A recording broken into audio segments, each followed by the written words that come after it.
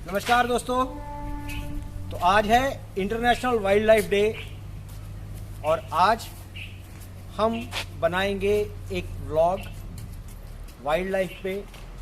तो कोशिश करते हैं कि वाइल्ड लाइफ सेंचुरी जाया जाए। हमारे पास कतलौर में वाइल्ड लाइफ सेंचुरी है, तो उस वाइल्ड लाइफ सेंचुरी हम जाएंगे। ये देखो छोटे छोटे बच्चे हैं हमारे साथ, हैं बुलबुले से, ये सब शरारती बच्चे, अच्छे बच्चे। तो इनसे इनको करते हैं बाय बाय और हम चलते हैं अपने ब्लॉग की तरफ। अनी भी तैयार है वाइल्ड लाइफ के लिए, सेंचुरी जाने के लिए। तो all must be excited, so let's move to wildlife sanctuary. Bye. Blog में डाल ही दिया। नहीं, अरे स्टार्टिंग थोड़ी। ये अंदर साइकिल किसका है? साइकिल अंदर सुबह से पड़ा हुआ था। है? सुबह ही पड़ा हुआ था। पता नहीं कौन छोड़ गया। चले नहीं चलते बाय। तो आज गाड़ी चेंज है। हमारी गाड़ी हमारी श्रीमती ले गई हैं, तो उनकी गाड़ी हम लेके जा रहे हैं। तो बढ़ते हैं।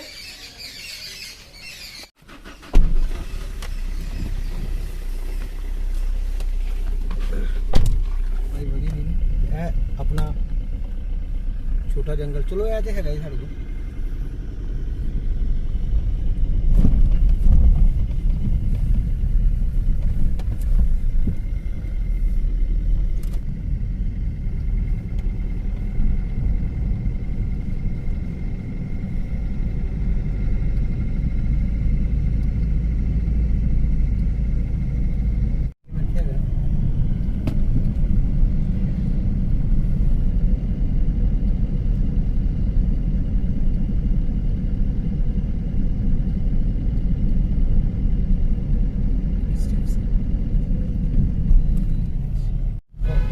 कतलौर की जो वाइल्ड लाइफ सेंचुरी है, ये है तो काफ़ी पुरानी है।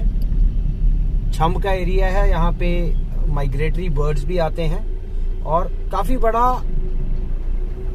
फॉरेस्ट है। फॉरेस्ट डिपार्टमेंट ने काफ़ी मेहनत करके इसको एक टूरिज्म स्पॉट की तरह डेवलप किया है। मैं पहले यहाँ जाया करता था, वैसे ही मतलब घूमने के हिसाब से। कुछ अच्छे मेरे दोस्त हैं फॉरेस्ट के में, और उन्हीं की प्रेरणा से हमने ये बनाया था अपना जो मिनी फॉरेस्ट नानक बगीची। और उन्हीं की प्रेरणा से और जगह भी हमने पठानकोट में छोटे छोटे जंगल उगाए। ये जो वाइल्ड लाइफ सेंचुरी है, ये एक टूरिस्ट अट्रैक्शन बन गई है। खास करके जब संडेज को बहुत भीड़ होती है, तो आज भी शायद लोग आए होंगे। स्टूडेंट्स जाते हैं, लोग जाते हैं, एक तरह का। तो वाइल्ड लाइफ और ह्यूमन, इनको सिंक्रोनाइज करने के लिए, इनका जो तालमेल बिठाने के लिए ऐसे सरकार द्वारा उपक्रम किए जाते हैं। तो चलते हैं। बीच में हम मिलेंगे विनोद जी को। विनोद जी मेरे दोस्त हैं, चंडीगढ़ में रहते हैं, सिविल इंजीनियर हैं और एक बड़ी कंस्ट्रक्शन कंपनी के ओनर हैं, सीईओ डायरेक्टर हैं। तो उनसे मिलेंगे। ये देखिए, ये पंजाब में जो इलेक्शन हुए हैं, उनकी जितनी भी ईवीएम्स हैं, वो यहाँ SMDRSD कॉलेज रखी हुई है। तो पुलिस का काफ़ी इंतज़ाम, काफ़ी बंदोबस्त है यहाँ पे। आपने पीछे देखा, ये जो सामने मंदिर आप देख रहे हैं, ये है बर्फानी मंदिर। बर्फानी मंदिर जब मैं छोटा था ये शायद 1978 या 80 के समय में बना, छोटा सा मंदिर बना था। तो हम जब बचपन में यहाँ पे आया करते थे। इसके साथ वो बन गया है सत्य साईं मंदिर, साईं बाबा जी का मंदिर है, और वहाँ पे काफ़ी भीड़ होती है। तो ये स्थल एक आपको और दिखा दूं। अभी यहाँ पर चुनावों से पहले हमारे यशस्वी प्रधानमंत्री श्री नरेंद्र मोदी, उनकी इस मैदान में बड़ी रैली हुई थी। उस रैली की वजह से हमारे इलाके के समीकरण, चुनावी समीकरण में काफ़ी फर्क आया। देखते हैं 10 तारीख को नतीजे आएंगे, क्या नतीजा निकलता है इसका। ये हमारे समय में ये पूरा हरा भरा खेतों से भरा हुआ था, और अब सब जगह मकान बन गए। यहाँ काफ़ी एक्सीडेंट होते थे, तो ये पुल बना दिया गया है ताकि, ये नेशनल हाईवे है, नेशनल हाईवे जो जम्मू की तरफ, जम्मू कश्मीर की तरफ जाता है। लेकिन अभी थोड़े सालों के बाद, प्रोजेक्ट अभी शुरू नहीं हुआ है लेकिन सैंक्शन हो चुका है एक्सप्रेस वे। तो ये सामने मेरे KFC है, KFC, बर्गर किंग। ये एक अच्छा जॉइंट है। और इसके बारे में ये बता दूं कि इसकी जो लाइजनिंग का काम है, इसके जो आर्किटेक्चरल डिज़ाइनर हैं वो रिम्पेश हैं, इंजीनियर्स प्रोजेक्ट्स प्राइवेट लिमिटेड का ये प्रोजेक्ट। और इसके जो लोकल आर्किटेक्ट थे वो डिज़ाइन स्टूडियो। तो हम कैप्चर करना चाहते हैं कि कुछ हमारे कुछ जंगली जानवर प्यारे से हमें दिख जाएं। देखते हैं आज क्या मिलता है। तो पहले विनोद जी से मिलते हैं। जानवी का कुछ सामान देना है विनोद जी को। जानवी भी चंडीगढ़ में रहती चली गई है, उसकी यूनिवर्सिटी शुरू हो गई, और विनोद जी तो रहते ही चंडीगढ़ में। सर वैसे वाइल्ड लाइफ सेंचुरी पठानकोट से कितने किलोमीटर है? वाइल्ड लाइफ सेंचुरी पठानकोट से लगभग एग्जैक्टली अगर डिस्टेंस नापा जाए तो 24 या 25 किलोमीटर पड़ती है।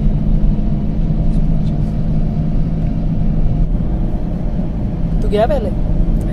फर्स्ट टाइम जा रहा है? हाँ, बाकी इसमें गया होगा। हाँ?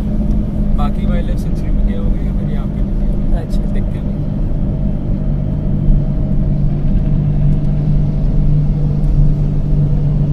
जानवी बड़ी नाराज होगी मेरे बिना जा रहे हो आप। ड्रोन कर लेते हैं।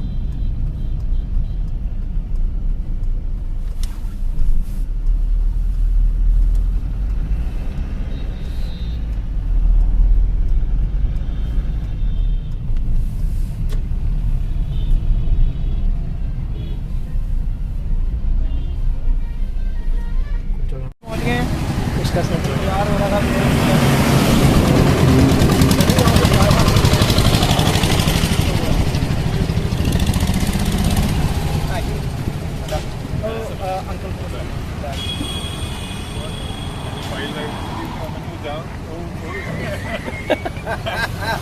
नहीं तो जानवर मन की लोड़ कोई वाइल्ड लाइफ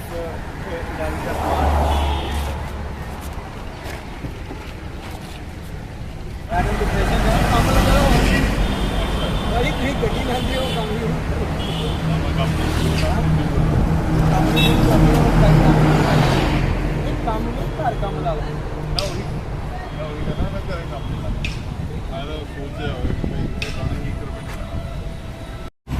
सर, बाय। ठीक है जी। अरे जानवर ले। Okay, bye.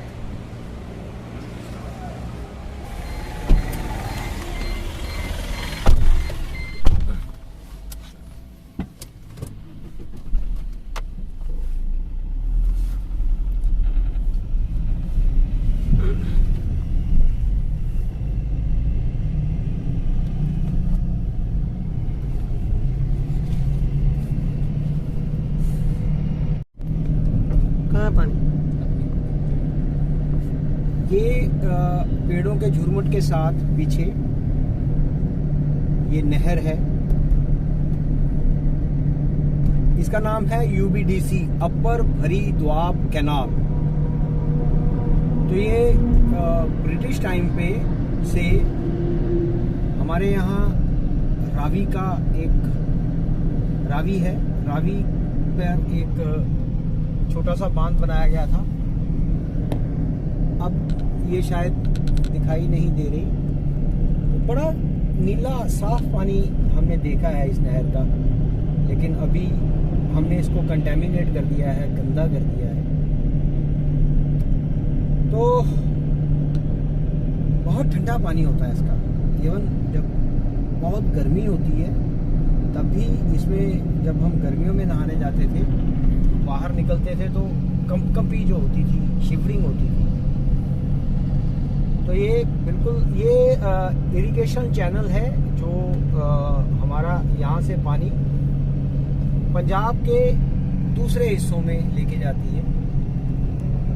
तो जहाँ हम विनोद जी से मिले, इसको 5 नंबर कहते हैं। तो माधोपुर से ये नदी शुरू होती है, ये वाली अपर भरी द्वाब कैनाल इरिगेशनल चैनल आर्टिफिशियल बनाई गई थी। तो 1 2 3 4 पुल, तो 4 नंबर पुल 5 नंबर के पास हम मिले, तो इस तरह से इसको नाम दिया गया है। आगे कुछ और भी चलते होंगे, लेकिन हमारे यहाँ 3 नंबर 4 नंबर पुल इस तरह से नोमेनक्लेट किया जाता है।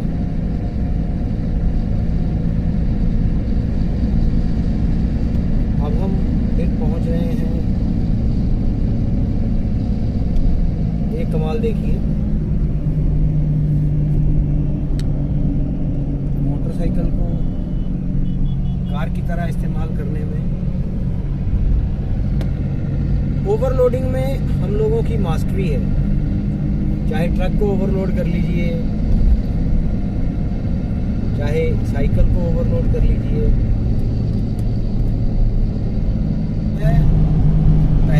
पहले आपने आते हुए KFC को देखा, अब ये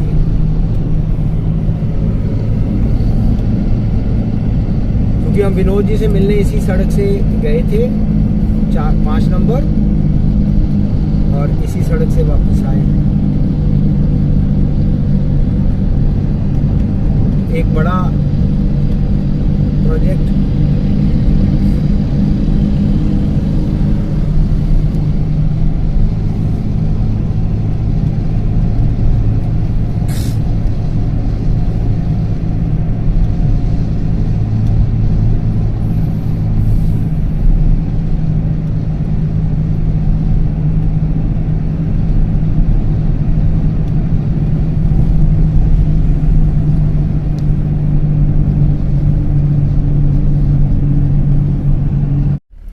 एक नज़ारा दिखाते हैं।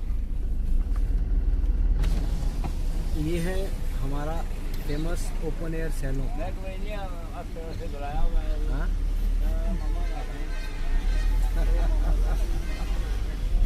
ओपन एयर सैलून आपको दिखाया,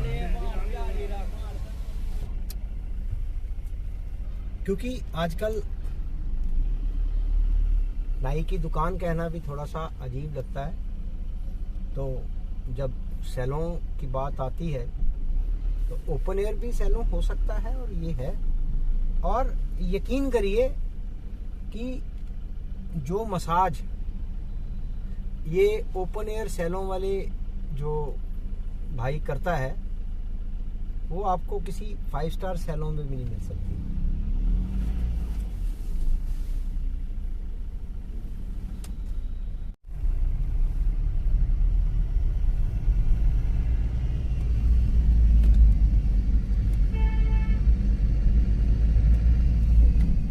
इस वक्त यहाँ पे जाम हो जाता है, ट्रैफिक जाम हो जाता है, क्योंकि ये जो हमारा ये वाला इलाका है ये ग्रे मेटल यानी कि सैंड,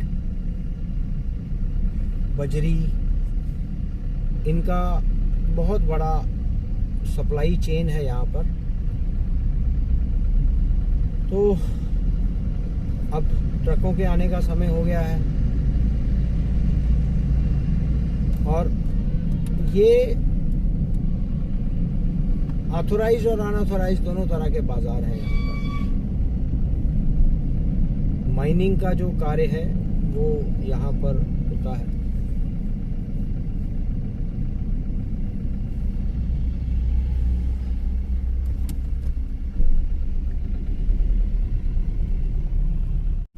तो ये जो नदी है ये हाइडल चैनल है, मतलब आर्टिफिशियल बनाई गई है, कृत्रिम। मतलब ये यहाँ पर छोटे छोटे हाइड्रो इलेक्ट्रिक पावर प्लांट्स लगाए हुए हैं पंजाब सरकार के। तो मैंने जो अपना कैरियर शुरुआत की थी इसी तरह के 15.45 मेगावाट के 15.45 मेगावाट का जो हाइड्रो इलेक्ट्रिक पावर प्लांट था, वो जो आगे आपको बिल्डिंग सी दिखाई दे रही है वहाँ पर, मतलब मेरी साइट थी, पहली साइट। तो यहाँ बिजली पैदा करते हैं हम। और इस नदी पर ये माधोपुर से हमने वो निकाला था, मतलब माधोपुर से ये चैनल निकाली जहाँ से अपर भरी द्वाब कैनाल निकली है, इरिगेशन चैनल। तो आगे जाकर ये नदी भी उसी के साथ मिल जाती है। तो इस चैनल पर, इस नदी पर 4 मिनी हाइड्रो पावर प्रोजेक्ट्स हैं, 15.45 मेगावाट के 4। तो पानी से बिजली पैदा की जाती है, साफ स्वच्छ बिजली। तो अब दीपक को कहूँगा कि ये सामने करें, ताकि अब ऐसा लगने लगा है कि हम किसी तरह की गांव की सड़क पर ही आ गए हैं। लेकिन चंद साल पहले यहाँ पर भी पूरी तरह से हरा भरा इलाका था। बसंत पहाड़ है, आप सरसों पीली पीली देख सकते हैं, सरसों के भरे हुए खेत। अभी बीच बीच में घर दिखते हैं, लेकिन एक समय था कि आप मीलों दूर तक आप बस इसी तरह से हरे हरे लहलहाते खेत देख सकते थे। अब तो बहुत बड़े बड़े वेयर हाउसेस बन रहे हैं यहाँ पर। और एक बात मुझे समझ में नहीं आती है कि जब सारी जमीन पर हम इसी तरह से वेयर हाउसेस बना देंगे, घर बना देंगे, तो जो खाने के लिए अनाज है वो कहाँ से आएगा? ये एक सोचने वाली बात है, विचारणीय है। यहाँ बहुत आम के, लीची के बहुत घने बाग हैं। तो किसी दिन इस तरह के ऑर्चर्ड्स में, बागों में भी कोई व्लॉग बनाएंगे हमारी दोनों तरफ।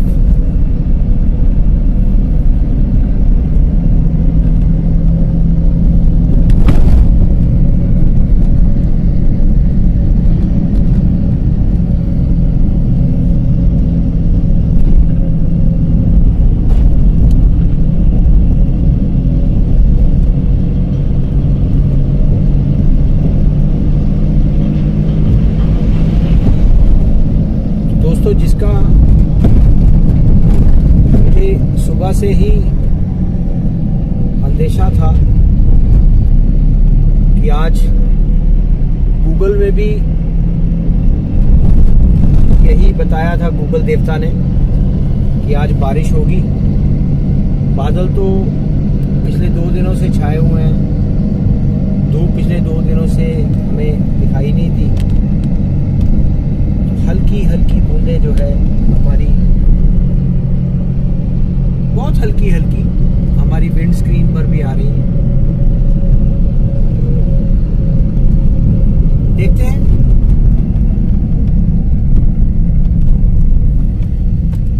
इतनी बारिश तो हमें क्या ही कुछ कहे, लेकिन अगर ज्यादा हो गई तो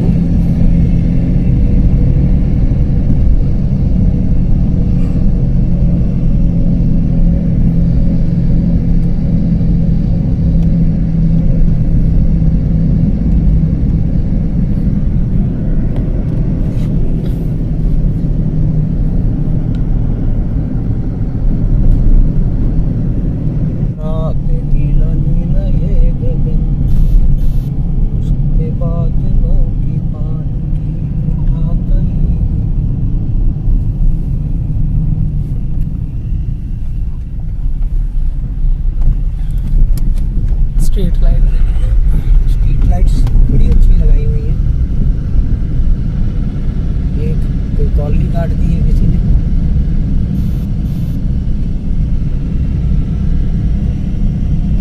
ये हम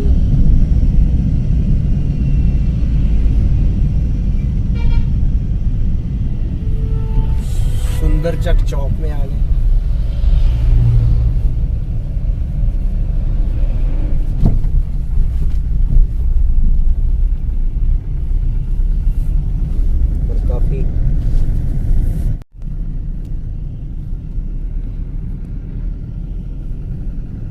तो ये स्टेडियम पंजाब सरकार ने बनाए हुए हैं।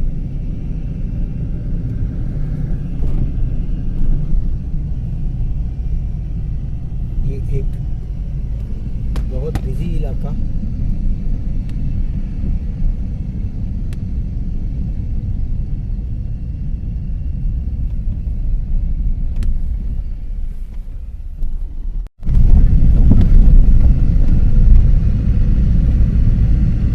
ये एक्स MLA हो गए हैं अब। पहले तो यहाँ MLA लिखा हुआ है, ये उनकी रिहाइश है यहाँ पर। ये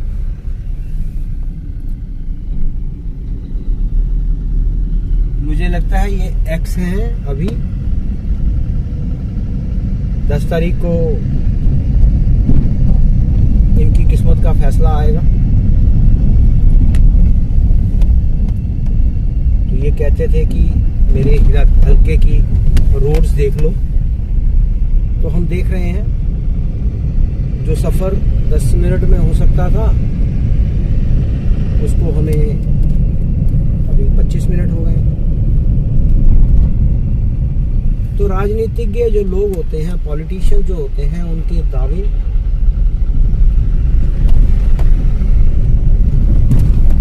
अक्सर झूठे होते हैं।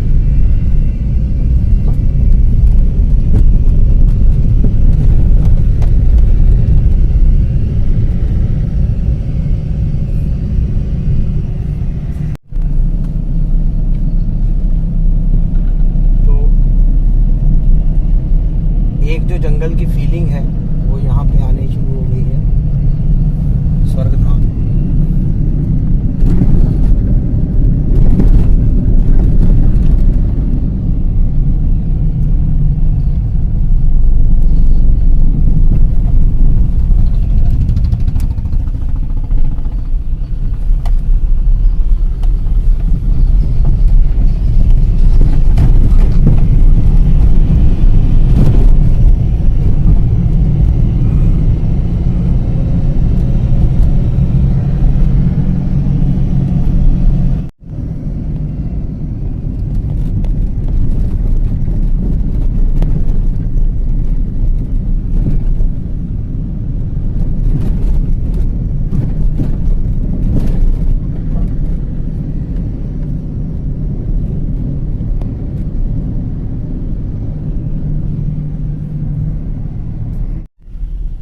गाय जो है, 2 गाय किसी के खेत में घुस गई हैं। अब थोड़ी देर में जो किसान है वो डंडा लेके आएगा और भैंस को भगाएगा। तो यहाँ जो बारिश थोड़ी सी और तेज हो गई,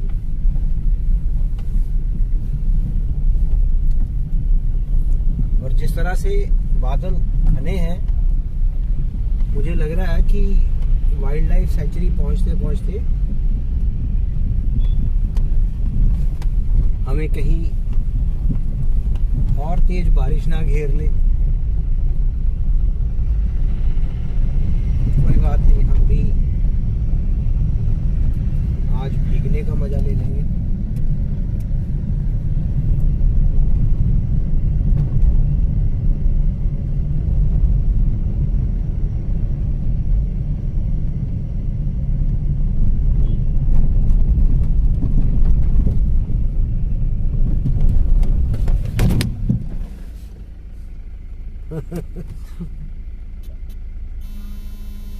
तो मैं सैनी सी, तो ये हम वाइल्ड लाइफ सेंचुरी होना के फिर कट हुई उन्हों फॉर को करना, फोकस कर, वो वाइल्ड लाइफ सेंचुरी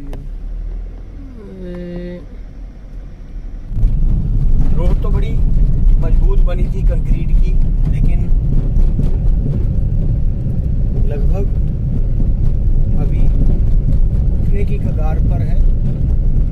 उसका कारण सिर्फ यही है कि जिस लोड के लिए रोड को डिजाइन किया गया है उससे लगभग 10 गुना ज्यादा लोड यहां से ट्रेवल करता है। सैंड के भरे हुए, रेत के भरे हुए बड़े बड़े ट्रक यहाँ से चलते हैं। तो इतना सब कुछ चलने के बाद ये क्या करेगी रोड?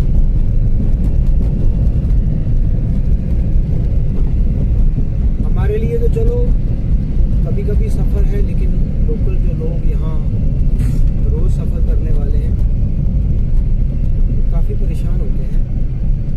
और ये तो अब कंक्रीट का रोड बन गया है, शायद इसीलिए जोगिंदर पाल जो हैं मतलब यहाँ के एमएलए, अभी सरकार चेंज होगी या वही रहेगी ये बाद में पता चलेगा 10 तारीख को, तो वो ये क्लेम करते हैं कि मेरे एरिया में रोड्स बन गई हैं। तो इसमें कोई गलत बात नहीं है कि रोड जो है ये उन्हीं के टेन्योर में ये कंक्रीट का बना, लेकिन लगभग उन्हीं के टेन्योर में टूट भी रहा है, क्योंकि पानी का निकास प्रॉपर ना होने की वजह से, और ये कितने बड़े बड़े ट्रक चलते हैं यहाँ पे, तो रोड को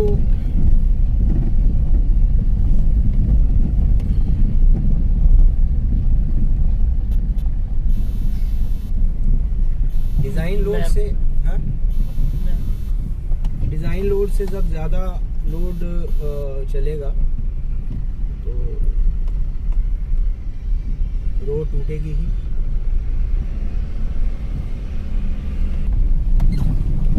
तो ये ट्रकों की लाइन लगी हुई है, यहाँ पर पर्ची काटी जाती है उसकी माइनिंग डिपार्टमेंट के लोग यहाँ पर पर्ची काटते हैं।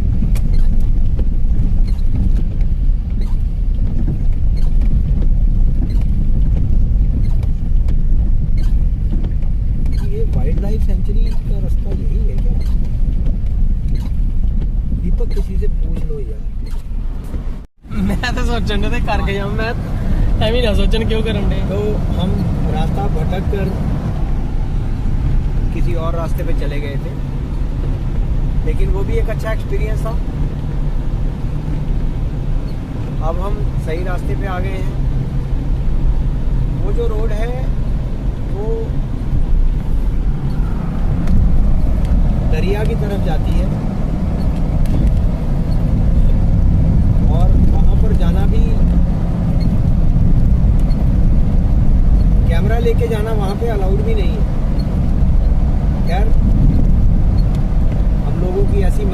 थी नहीं।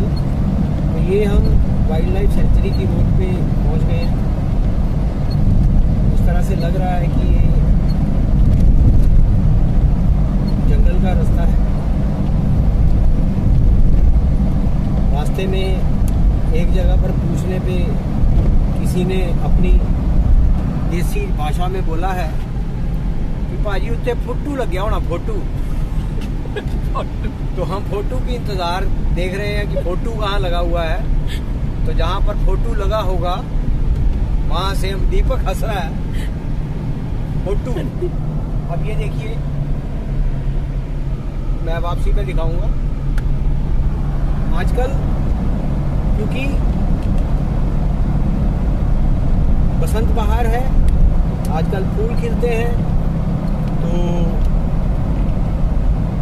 जो शहद की मक्खी है, हनी बी, उनकी कॉलोनीज जो हैं वो रख दी जाती हैं यहाँ पर। और फिर वो उड़ के पोलन और फूलों से शहद चूसती हैं और शहद बनाती हैं।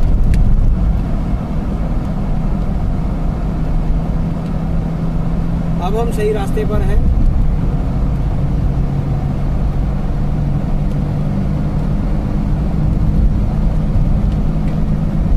प्रधानमंत्री ग्राम सड़क योजना के तहत बनी हुई ये सड़क, और टू आवर सरप्राइज बारिश भी अब बंद हो रही है।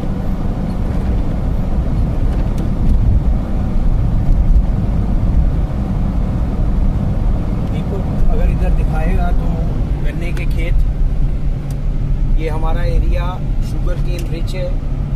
यहाँ मिल्स हैं गन्ने की, तो गन्ने की खेती बड़ी ज़्यादा होती है। और अगर यहाँ दिखाएंगे तो थोड़ा रुक के मैं दिखाऊंगा।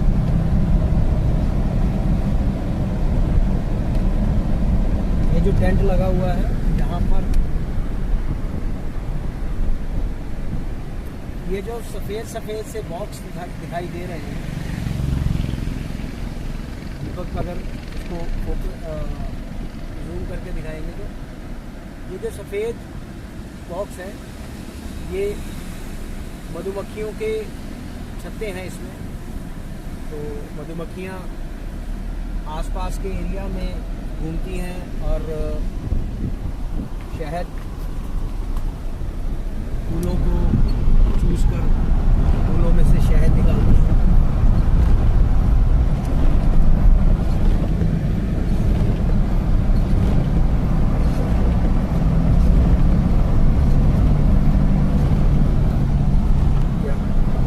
बढ़िया सर।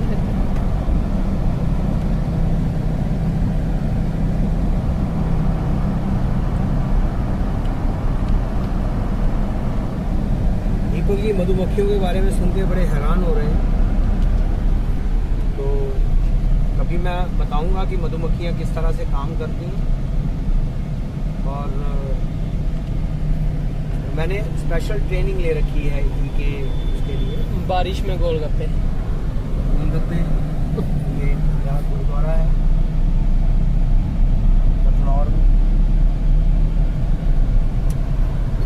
आने वाले समय में जब हम ट्रैवल ब्लॉगिंग करेंगे तो इस तरह की जो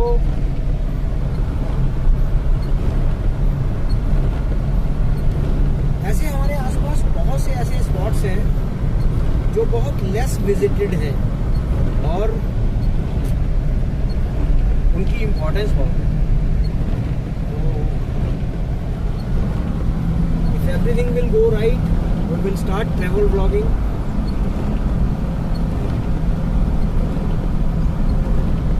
क्योंकि ब्लॉगिंग में अब आनंद आना शुरू हो गया है।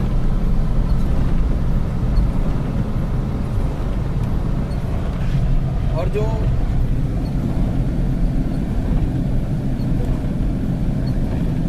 फुर्सत के पल, एक तो आप कई लोगों से मिलते हैं और दूसरा कैमरा और टेक्नोलॉजी का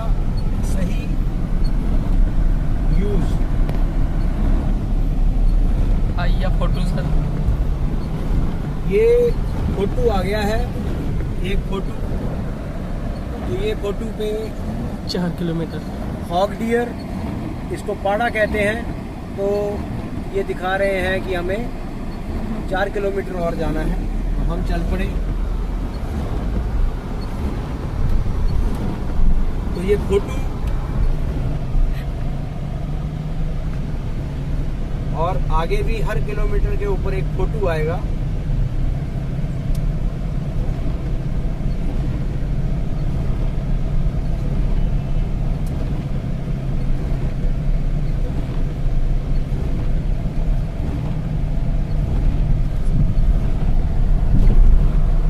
तो अभी हमें ज्ञात हुआ है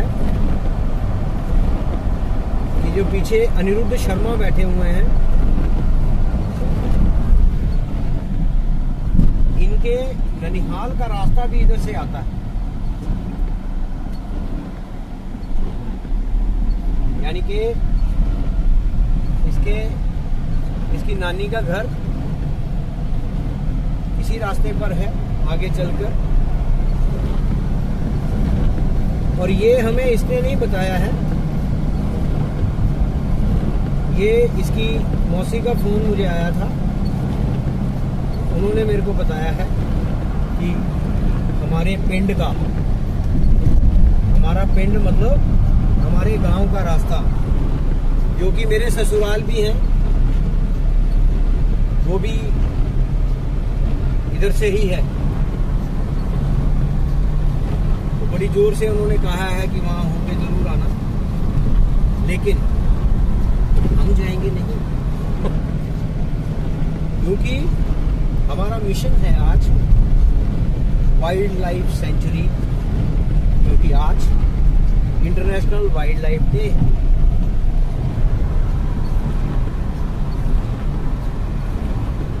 वाइल्ड लाइफ सेंचुरी बहुत खूबसूरत बना दी गई है, ये सुनने में आया है।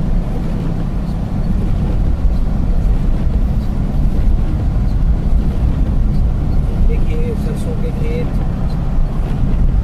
गन्ने के खेत, और यहाँ की जो ज़मीन है वो बहुत फर्टाइल है, बहुत उपजाऊ ज़मीन है।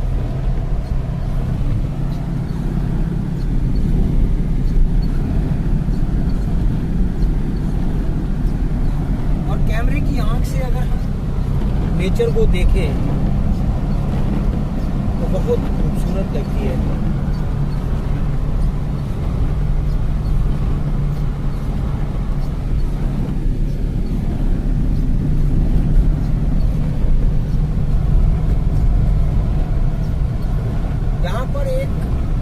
एरिया ऐसा भी है जहाँ पर जैविक खेती की जाती है। ये सब तो अभी मतलब फर्टिलाइजर्स, केमिकल फर्टिलाइजर यूज किए जाते हैं, लेकिन नेचुरल फर्टिलाइजर को यूज करके एक यहाँ पर इलाका है रतनगढ़, वहाँ पे एक किसान है अंकित शर्मा, तो वो अपने 10 एकड़ फॉर्म में जैविक खेती करते हैं। कभी आपको ले चलेंगे उनके जैविक खेती किस तरह से करते हैं, वो भी आपको बताएंगे।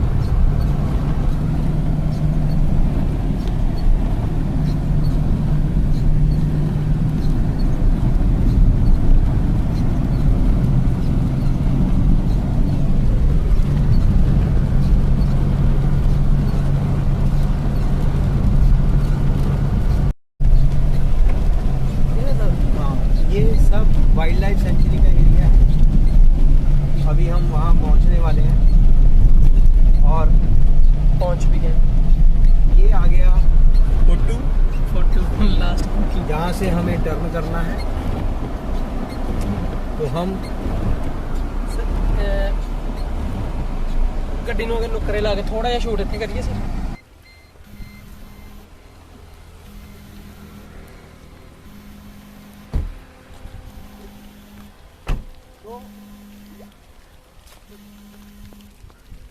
के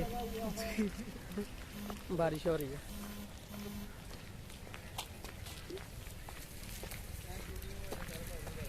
ये लगा हुआ है वाइल्ड लाइफ सेंचुरी का फोटो जो हमें भाई ने अड्डे पे बताया था। तो ये जानवर यहाँ पर पाए जाते हैं। आज हमें मिलेंगे कि नहीं मिलेंगे ये एक वो हो सकता है। बारिश और भी पड़ रही है सर। आप देख रहे हैं कि बारिश पड़ रही है और सही समय पर मैंने ये फैसला ले लिया था कि विंड शीटर पहन ली जाए। अनी जी को ठंड लग रही है। हाँ? अब हमें देखना ये है कि जानवरों को हम देखेंगे या जानवर अनी को देखेंगे। तो चलते हैं।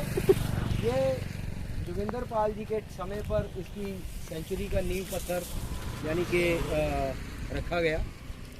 तो जोगिंदर जी 2021 में ये इसको मतलब डेवलप करना शुरू हुए थे। वैसे डिक्लेयर्ड वाइल्ड लाइफ सेंचुरी तो ये वही है, लेकिन अभी एक टूरिस्ट स्पॉट की तरह इसको डेवलप किया गया।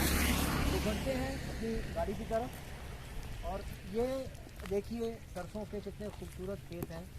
तो आपको याद होगा कि बॉलीवुड में कई ऐसी जगह हैं जहाँ पर सरसों के खेत इस तरह से दिखाए गए हैं। वैसे वो जो है वो कश्मीर में, क्योंकि कश्मीर की जो वैली है वो बहुत ही उपजाऊ है और वहाँ पर इस तरह के शूटिंग हुई हैं। लेकिन हमारा जो एरिया है ये भी बहुत खूबसूरत है। तो मेरा व्लॉग अगर किसी मतलब फिल्म डायरेक्टर या फिल्म प्रोड्यूसर तक पहुँचे तो आइए हमारे इलाके में भी आइए। हम भी आपको अच्छी शूटिंग की प्लेसेस दे सकते हैं और अच्छे आर्टिस्ट भी आपको यहाँ पे मिल सकते हैं। तो बढ़ते हैं बारिश के बीच।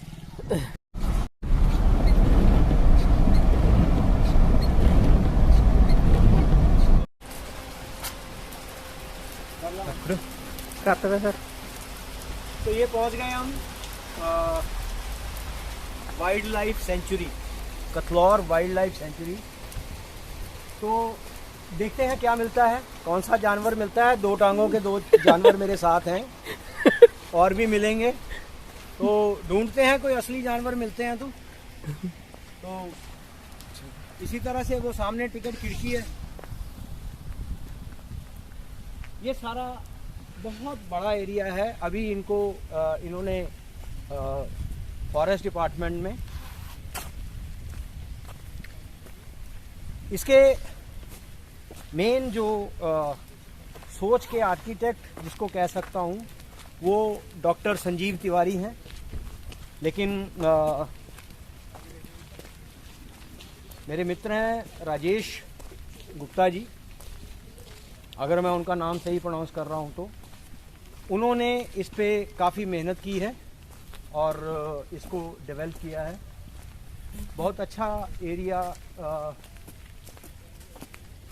इसको कमर्शियलाइज किया है या यूँ कहें कि टूरिस्ट अट्रैक्शन बनाने के लिए।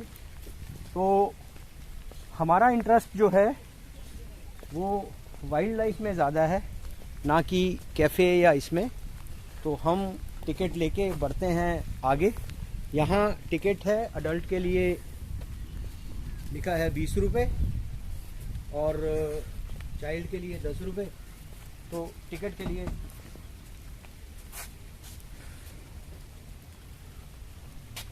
लगता है बिना टिकट के जाना पड़ेगा अंदर। हाँ नहीं, हम चलते हैं।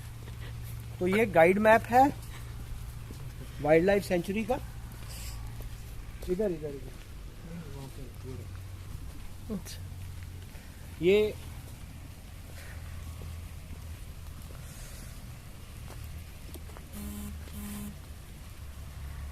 no matter how few possessions you own or how little money you have, loving wildlife and nature will make you rich beyond measures।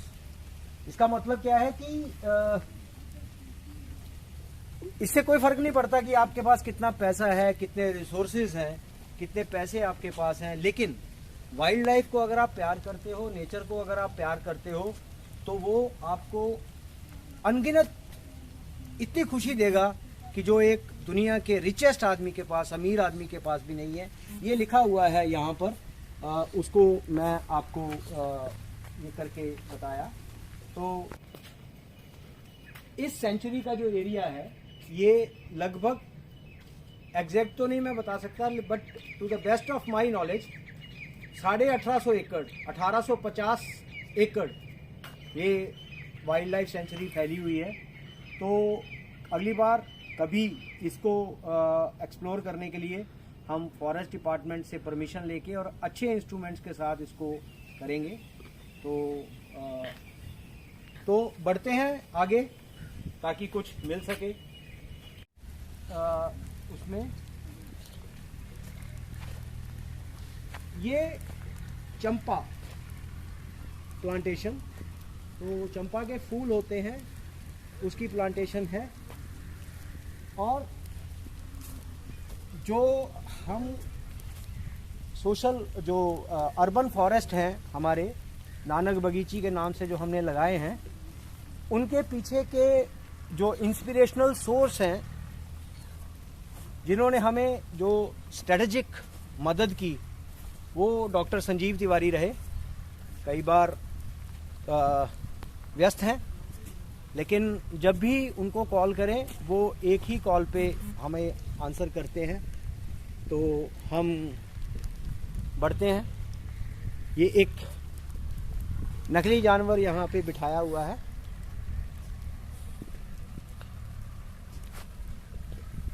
तो ये है, इसका नाम दिया है पाइथन ट्रेन।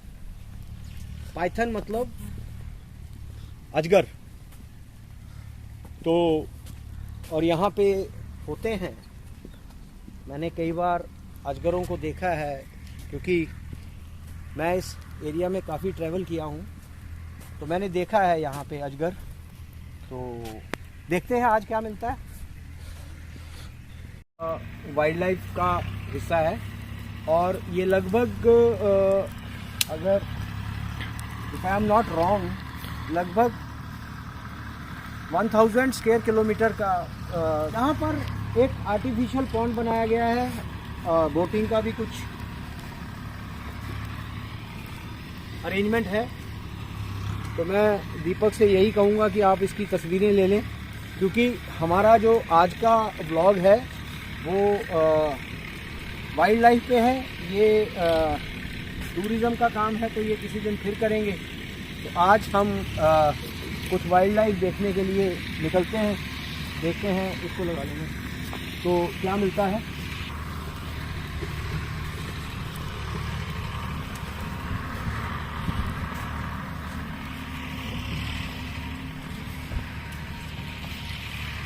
इसको जंगल कहा जाता है। ये जंगल है। जंगल सिर्फ पेड़ नहीं, झाड़ियाँ, छोटे पेड़, बड़े पेड़ और कैनोपीज, इनका एक मतलब मिलके ये सब जंगल बनता है। तो यहाँ पे लिखा है strategically planting trees and shrubs can save you up to 25% of your energy bills. यानी कि अगर हम सिस्टमेटिक तरीके से विद स्ट्रेटजी, प्रॉपर स्ट्रेटजी अगर हम झाड़ियाँ और पेड़ उगाते हैं तो हमारा जो ऊर्जा का है 25% हम ऊर्जा सेव कर सकते हैं। तो इसी थीम पर हमने अकीरा मायावाकी टेक्निक से छोटे छोटे अर्बन फॉरेस्ट, छोटी छोटी जगह पर भी हमने पेड़ जंगल उगाए। तो वही होते हैं, मतलब वही स्ट्रेटेजी है कि किस तरह से हम उसको हम जंगल उगा सकते हैं। तो बड़ा खूबसूरत सा लिखा हुआ है कि अ group of crow is murder, a group of vulture is wake, a group of owl is parliament. देखिए इस पे ध्यान दीजिए। अ ग्रुप ऑफ आउल यानी कि उल्लुओं के समूह को पार्लियामेंट कहते हैं, एंड ग्रुप ऑफ बटरफ्लाइज, तितलियों का जो समूह है उसको कलाइडोस्कोप कहते हैं, and group of cats is destruction and a group of monkey is barrel. तो बड़ी इंपॉर्टेंट इंफॉर्मेशन है.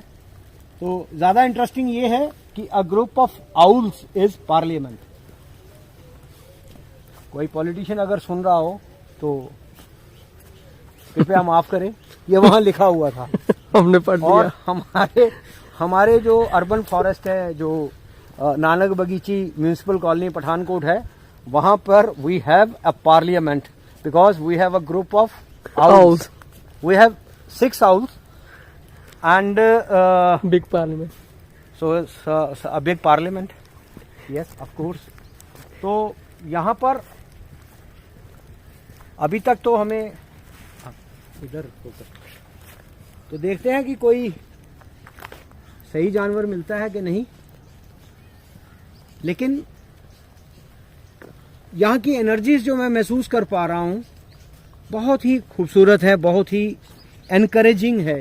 तो दिल करता है कि आप यहाँ पर आएं, आके बैठे रहें और इधर उधर नेचर के साथ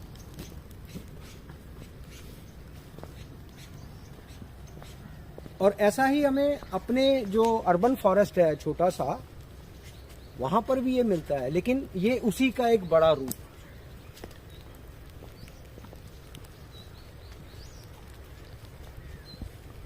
मैंने रिक्वेस्ट की थी डॉक्टर तिवारी से कि आप हमें मतलब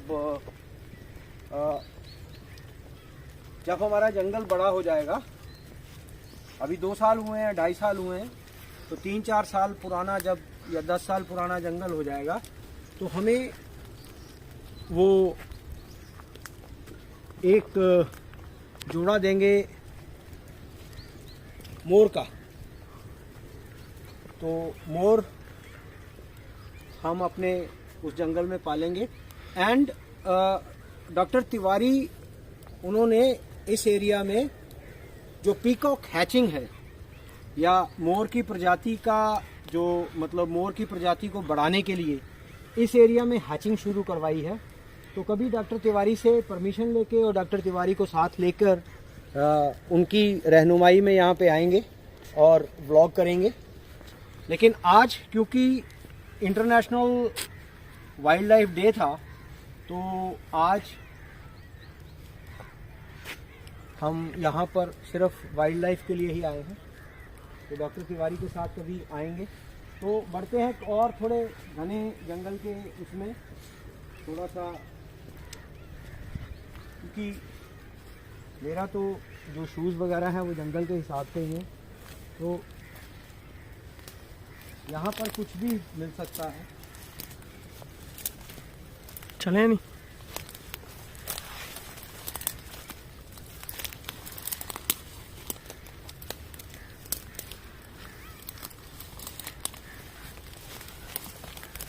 जो जंगल में जहाँ पे भी आप चलते हो तो आपको किसी और की प्रेजेंस महसूस होती है.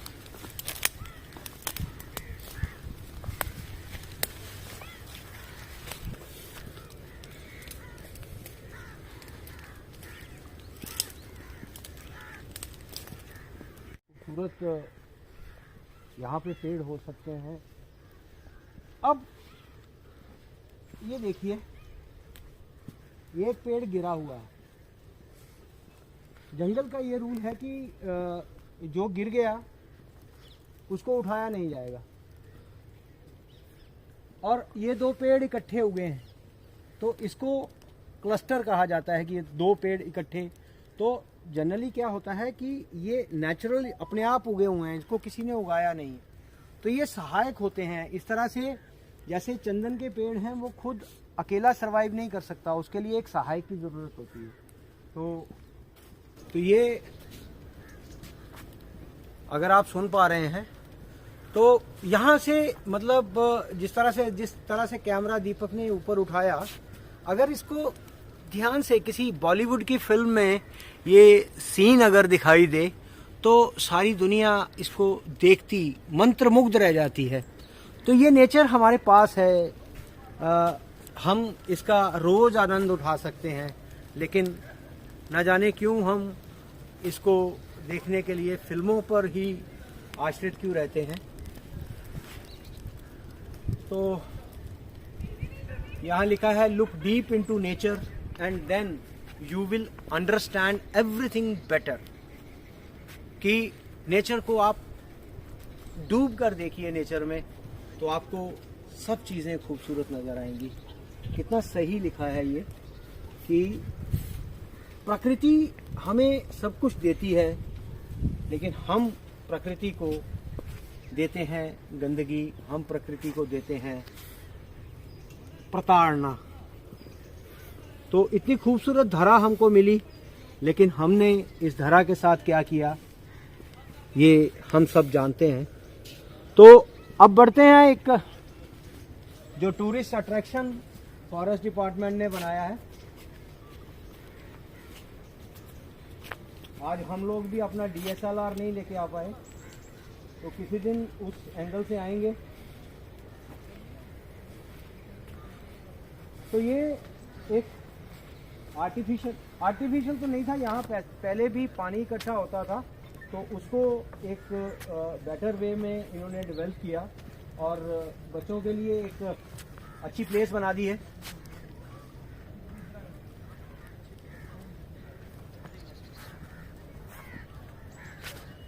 गंगा गुटार, ये हमारे यहाँ बड़ा कॉमन पक्षी है। स्टेशंस की जो शेड्स होती हैं उससे काफ़ी इनकी आवाज़ आती रहती है। हम अपना व्लॉग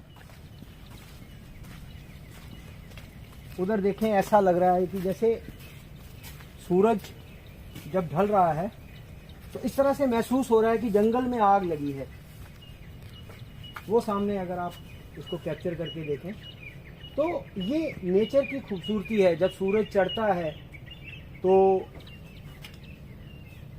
ये जो नेचर है, प्रकृति है, अलग तरीके से मुस्कुराती है। जब सूरज ढलता है तो सब कुछ थम सा जाता है। तो चलना और रुकना ये ज़िंदगी के दो पड़ाव हैं। तो यहाँ पर एक शेर मुझे याद आता है कि जो मैंने एक अपनी शॉर्ट में भी डाला था, शायरा अंजुम, उनके दो शेर मैं आपके लिए सुनाता हूँ आपको। दिल में सुलगी हुई गम की आग, अश्क आँखों से ढलते हुए हमने देखा है बरसात में एक मकान आज जलते हुए। अपनी शोहरत के अंजाम का मुझको एहसास होने लगा। अपनी शोहरत के अंजाम का मुझको एहसास होने लगा।